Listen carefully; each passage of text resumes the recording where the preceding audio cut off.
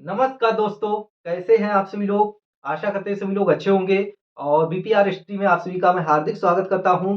जैसा कि आप सभी लोगों को पता है, हम लोग यहाँ पर रेलवे एनटीपीसी हो चाहे ग्रुप डी हो, अगर आप सभी लोग यहाँ पर इसकी प्रिपरेशन कर रहे हैं तो इसमें सबसे ज़्यादा महत्वपूर्ण टॉपिक जो सब्जेक्ट हो जाता है आपका 30 मार्क्स का यहाँ पर रीजनिंग आपसे पूछा जाएगा। यहाँ पर हम कवर करेंगे रीजनिंग को और यहाँ पर ग्रुप डी को लेकर के आप सभी लोग या फिर आप एनटीपीसी का एग्जाम देने जा रहे हैं, रेलवे में आप किसी का भी एग्जाम देने जा रहे हैं, ऐसा मार्क्स यहाँ से इंक्रीज होता है।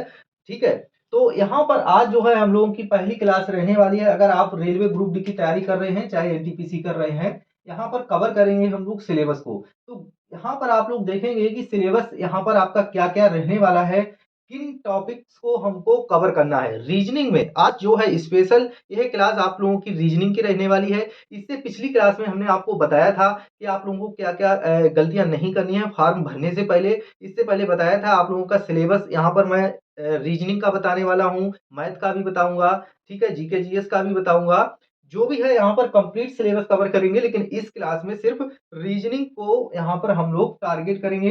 रीजनिंग का ही सिलेबस नोट करने वाले हैं और यह सिलेबस आप सभी को अपने एक नोट्स बना लेना है, कॉपी लेना है और उस पे बाकायदा नोट करके रखना है। ठीक है, एक एक टॉपिक को आप लोगों को कवर करना है। यहाँ पर मात्र 20 टॉपिक ऐसे हैं, अगर आप लोग इन 20 टॉपिक को मैं कह रहा हूं 2-2 दिन भी देते हैं, ठीक है, 2 दिन या 3 दिन भी अगर एक टॉपिक को देते हैं, तब भी आपका अगर देखा जाए तो लगभग 2 महीने, 3 दिन के हिसाब से मैं देख रहा हूं, तो लगभग 2 महीने में 60 दिन में आप लोग इस टारगेट को कंप्लीट कर लेंगे। ठीक है, इस टारगेट को रीजनिंग को कंप्लीटली यहाँ पर कवर कर सकते हैं, वो भी मात्र यहाँ पर अगर आप चाहें तो 2 घंटे बस आपको देना है, विद रिवीजन के आप सभी लोग यहाँ पर कवर कर पाएंगे रीजनिंग को। ठीक है, बस 20 टॉपिक आपको कवर करने हैं। तो रीजनिंग का सबसे पहले सिलेबस जान लेना है और इसको नोट डाउन कर लेना है आपको।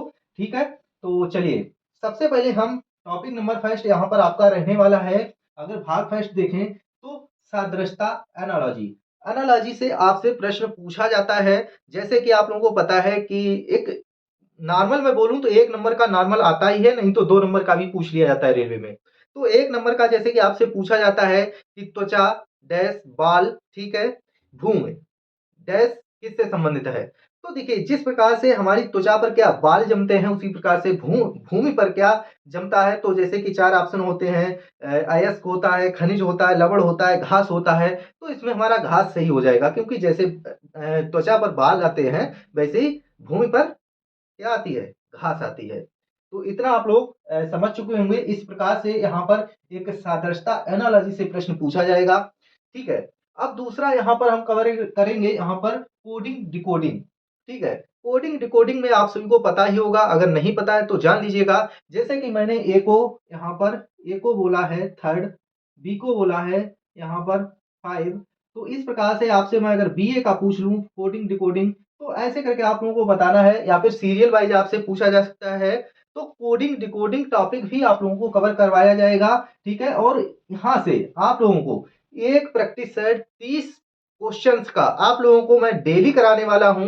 बस आप लोगों को साथ नहीं छोड़ना है और यहाँ पर चैनल को सब्सक्राइब करके सभी को रखना है, ताकि आने वाली एक एक क्लास आप सभी को प्रॉपर मिलती रहे। कोई भी क्लास मिस नहीं करना, ये बात गांठ में बांध लेना है। ठीक है, अगर आप लोग इस बार सिलेक्शन चाहते हैं तो मैंने बता दिया यहाँ पर कोडिंग डिकोडिंग से आपसे प्रश्न पूछा जाएगा।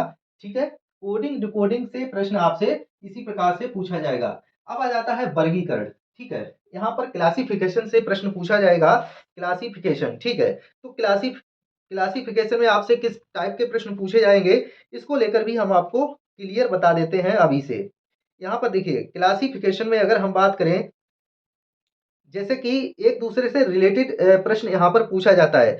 विषम को आपको पहचानना होता है। जैसे कोई यहाँ पर सिंबल दे रखा है, ठीक है, यहाँ पर विषम आकृति को आप सभी को पहचानना होता है।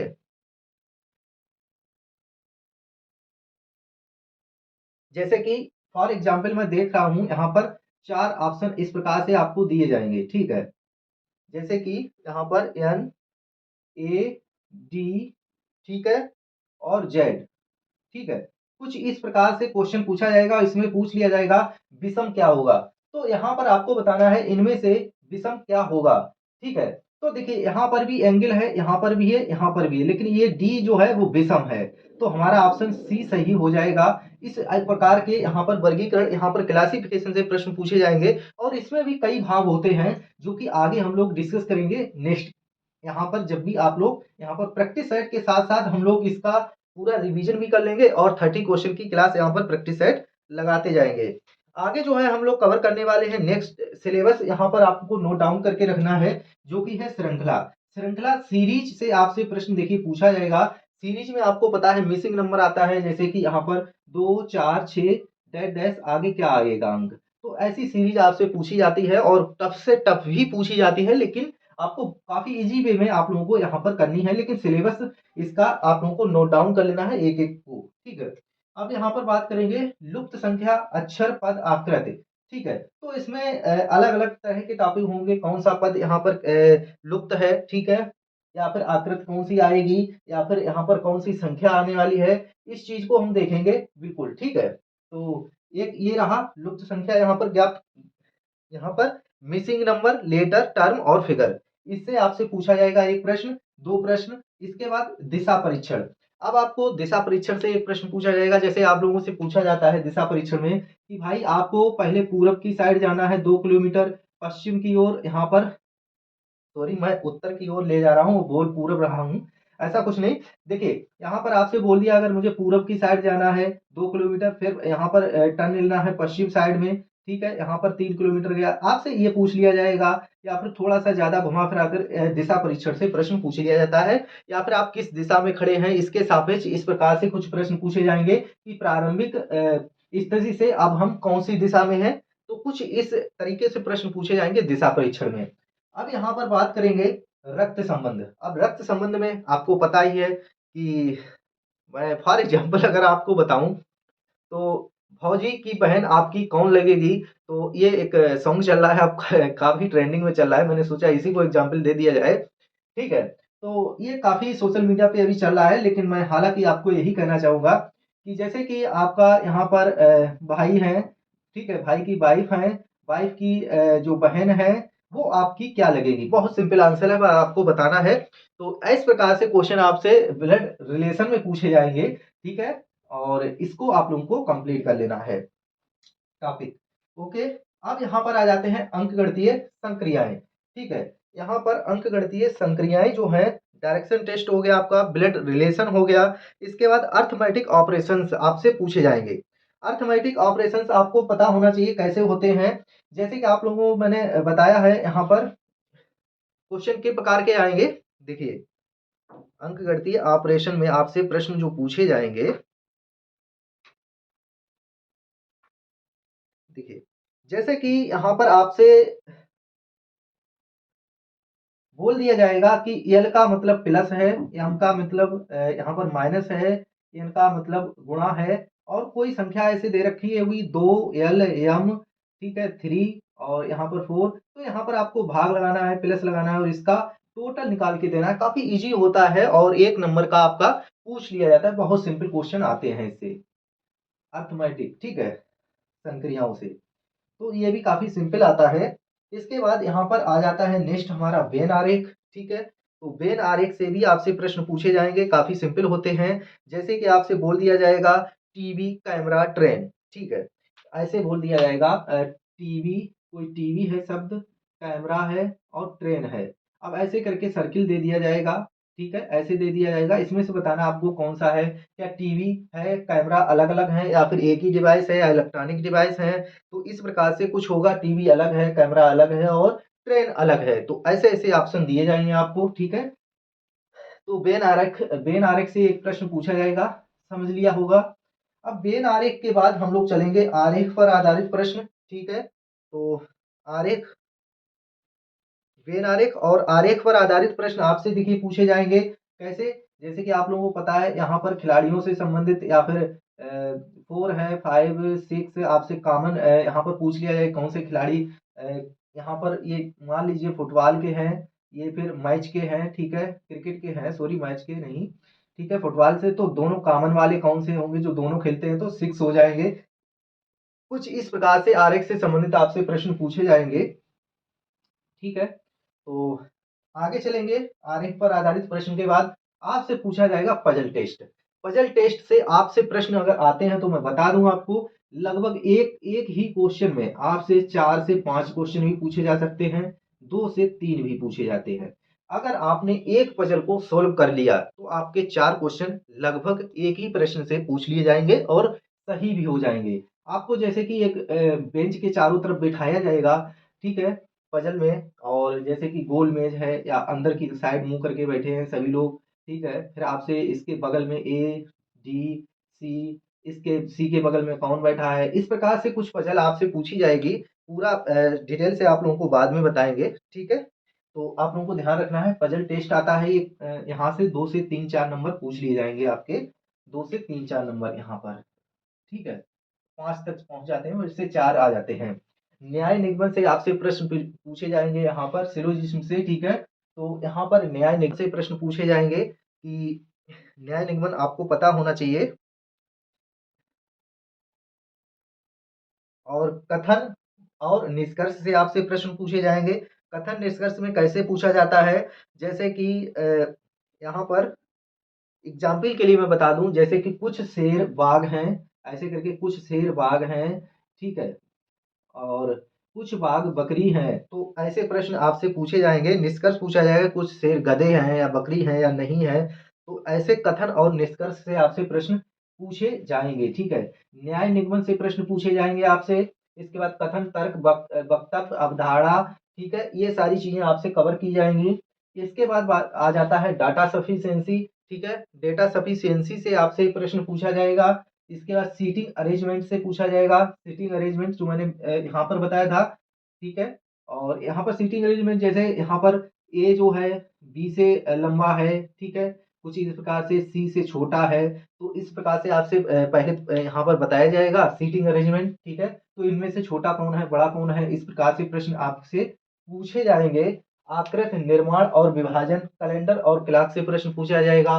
तो कैलेंडर और क्लॉक से कैसे पूछा जाएगा, आपको पता ही होगा। कैलेंडर का प्रश्न पूछ लिया जाता है, जैसे 23 मार्च 2090 को कौन सा दिन था, ठीक है।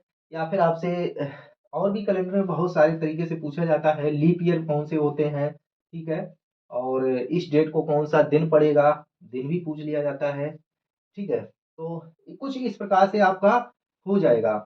इसके बाद यहाँ पर अगर हम आकृति, निर्माण और विभाजन की बात करें, तो पेपर कटिंग आपने देखा होगा कि इस पेपर को हम अगर कुछ इस प्रकार से फोल्ड कर दें, फिर यहाँ पर इसका कोना काट दें, तो ये चारों कोने कटेंगे या नहीं कटेंगे, कितना कटेगा, इस आकृति को भी हम लोग यहाँ पर पहचानेंगे, आकृति निर्माण भी करेंगे और इसका विभाजन भी करेंगे, ठीक है।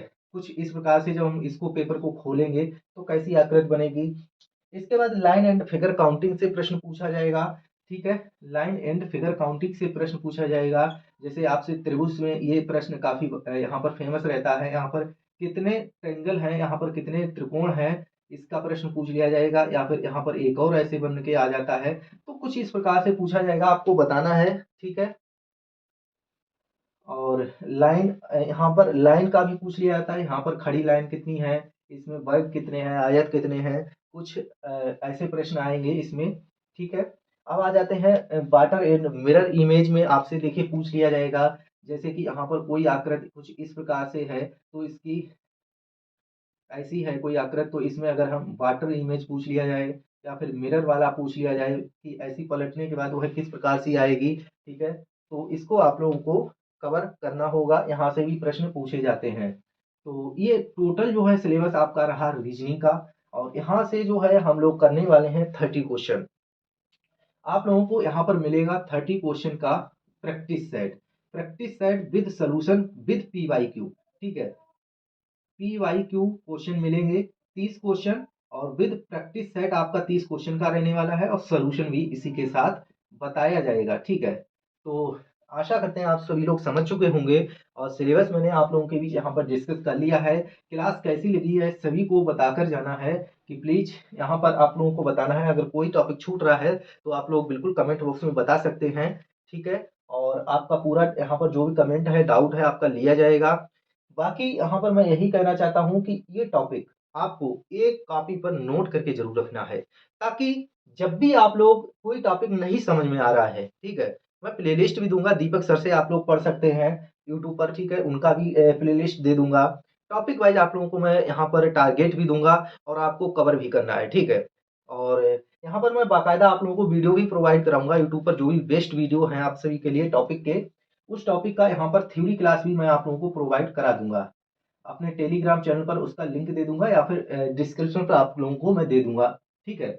वहाँ से आप लोगों को इन टॉपिक को कवर करते जाना है। मैं यहाँ पर आपका रीज़निंग में 30 क्वेश्चन में से मैं तो कहता हूँ यहाँ पर 30 ही लाना है, लेकिन बाय द मिस्टेक आपका हो जाता है तो 29, 28 नॉर्मल एवरेज स्टूडेंट सभी का आना चाहिए हर हाल में, ठीक है? तो इतना आप लोगों को विशेष करके यहाँ पर इन टॉपिक को नोट करके आप लोगों को डालना है। जैसे हमारा न्याय निगमन का क्वेश्चन गलत हो रहा है, हम तुरंत यूट्यूब पर डालेंगे और न्याय निगमन सिलोजिज्म है या फिर आपका कैलेंडर है या सीटिंग अरेंजमेंट है, कुछ भी है, तो इनको हम एक-एक टॉपिक को कवर करेंगे, ठीक है?